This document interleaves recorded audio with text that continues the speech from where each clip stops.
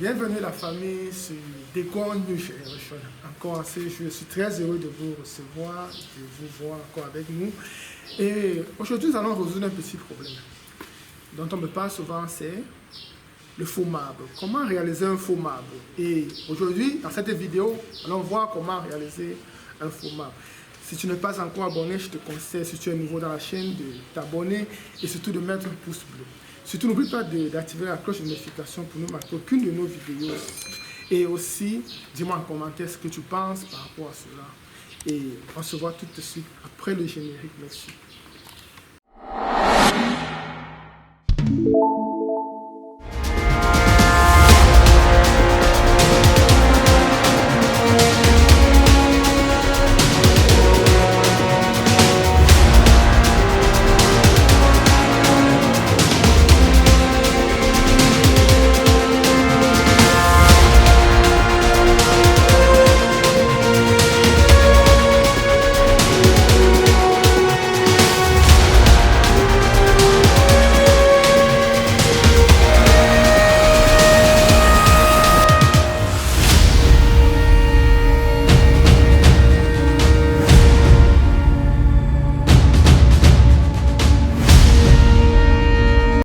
La première des choses, il est d'abord question de savoir d'abord quel est le faux marbre que vous voulez, parce qu'il y en a tellement.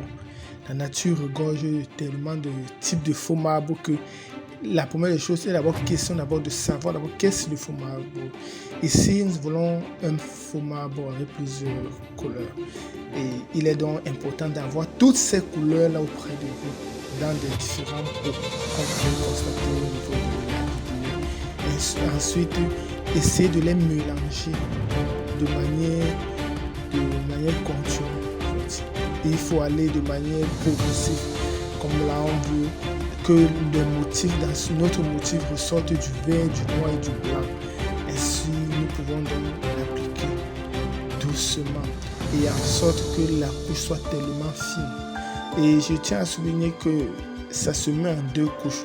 Pour le moment, c'est la première couche que nous sommes en train d'appliquer. Donc vous allez progressivement en fonction de ce que vous cherchez, du motif que vous cherchez. Et sachez-le, en appliquant, vous pouvez de temps à autre modifier. Vous pouvez ajouter du blanc si vous voulez, pendant que vous voyez que non, c'est du vert que vous voulez dans votre motif. Vous ajoutez simplement du vert si vous voyez que c'est du blanc, et ainsi de suite. C'est ce que vous trouvez, ce que vous êtes en train de chercher. Donc c'est un peu ça. Et vraiment, comme je le dis toujours dans mes vidéos, laissez le côté artistique s'exprimer.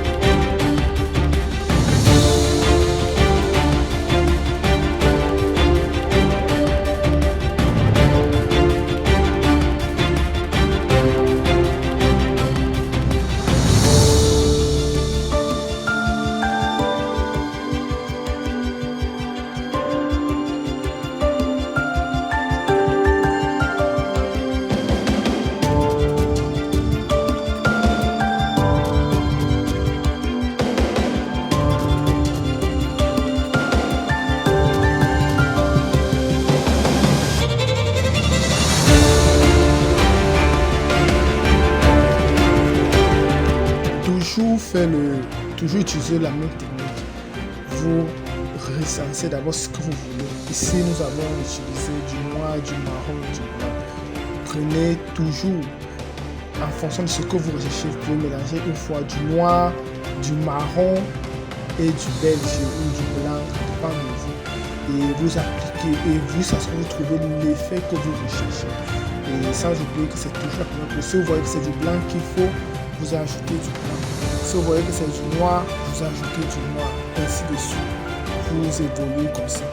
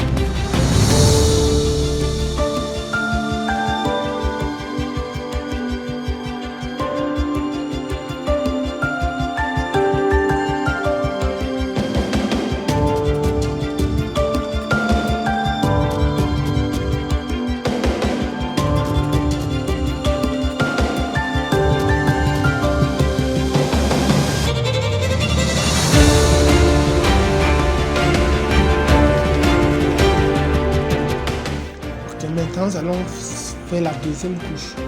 Vous voyez, vous essayez tout de ressortir les mêmes motifs. La première couche a été utilisée comme le fond. Vous essayez en deuxième couche d'utiliser tous les mêmes motifs. Dans la deuxième couche, vous devez savoir que c'est les motifs finaux. Vous essayez de ressortir, de corriger ce que vous avez trouvé à corriger, vous essayez d'améliorer. Si vous trouvez que c'était trop vert, vous pouvez ajouter un peu plus de noir dans vos motifs. Si vous trouvez que non, c'était un peu plus noir, vous pouvez ajouter du vert, ainsi de suite. Vous pouvez modifier et améliorer en fonction. Sachez que le fond agit dans le travail final lorsqu'on va essayer d'illustrer. Donc, allez, amusez-vous, laissez l'art se développer en vous, s'exprimer en vous, laissez ce génie, ce côté artistique. Allez tout simplement, amusez-vous, amusez-vous.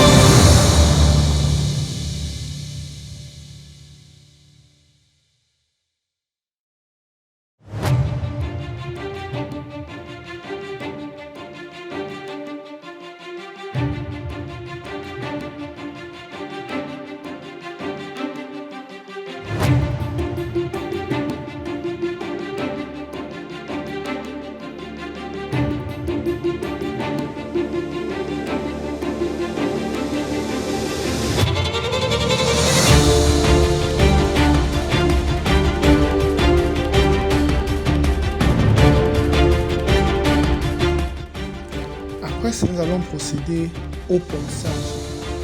Le ponçage consiste à utiliser, moi j'utilise beaucoup plus 3 types de papier, 3 numéros. J'utilise du 220, du 320 et du papier 400 avant d'illustrer. On peut même aller jusqu'au papier 600 si vous voulez, ça dépend de vous. Vous pouvez aller jusqu'au papier 600. Mais généralement, je conseille de commencer par le 220 afin d'aller dans le 320, après le 400 et après pouvoir aller même jusqu'au niveau du 600, 800, pourquoi pas.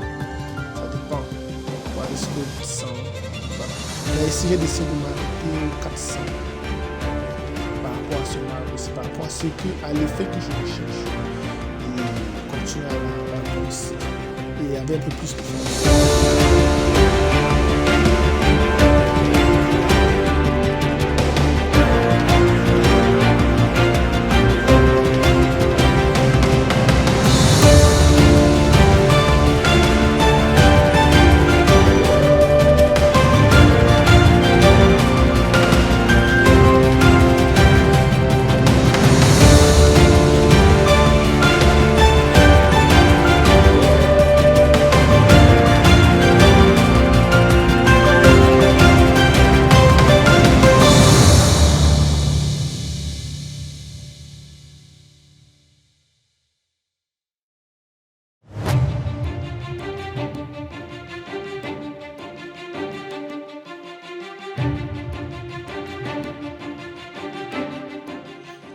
Après, cette fois-ci, l'exercice consiste à illustrer. Je conseille d'utiliser un couteau neuf et d'illustrer de manière progressive pour trouver la brillance. Commencer légèrement, après, faire à mesure de accentuer le mouvement jusqu'à vous illustrer. On va faire un illustrage simple, pas très difficile, et à la fin, pour ressortir après, parce que nous allons devoir appliquer à la fin un serrage. Donc, allez illustrer ce que vous voyez, voir les reflets sortir. Ça, c'était juste la première partie de de ce format. Je te conseille de t'abonner pour ne pas manquer la deuxième partie et d'activer la cloche de notification. Parce qu'après, nous allons publier la deuxième partie pour la suite et la fin de ce format. Vous allez voir la fin de ce format. Donc, ça, c'était la partie 1. Nous conseillons vraiment d'activer la cloche de notification. Et nous dire en commentaire ce que vous pensez. Vous avez également des idées, vous apportez des améliorations. Et merci. Et on se voit la prochaine. Ciao.